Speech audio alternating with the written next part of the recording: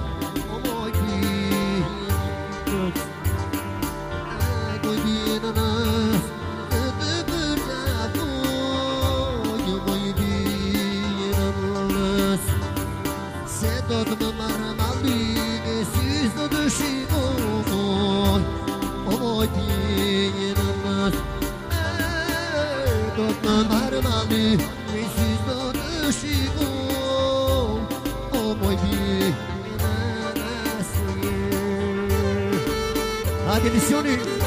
Oba!